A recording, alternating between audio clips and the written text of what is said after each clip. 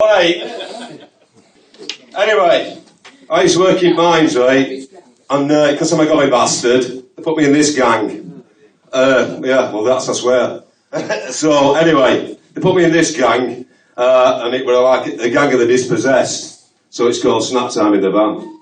Snap Time in the Van. We're now farts and acrid fag smoke, while exhaling hot air with menaces. All got topics under discussion, mono-themed around the same three subjects: fating, fucking or drinking. That's my world. Snap Time in the Van, a cheese room forum held among the dispossessed digging team, or Balfour Beatty's East Coast Correction Gang, made up of men that couldn't hold their tongues, or just the crazy, untamables, and sundry other misfits who rode their own rails of madness. Snap Time in the Van, 30 minutes break out of a 12-hour shift, a respite from digging holes by hand through a rock that was once sand on a Cretaceous seafloor, now compacted so hard that the jigger-pick blade needed daily sharpening.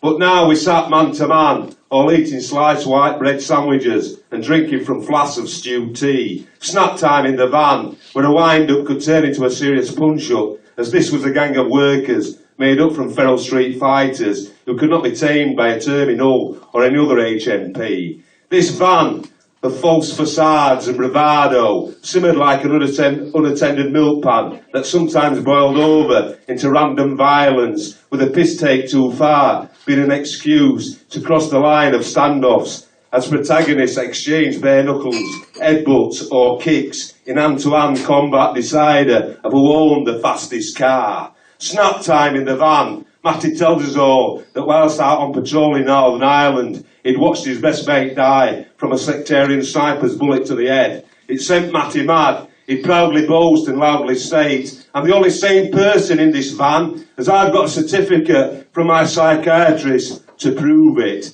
He then tells us all in a serious voice of self-belief how he'd gained a merit in a school biology lesson for surgically removing the heart and lungs of a jelly baby. We to a man all laughed out loud, saying in unison, "Fuck off."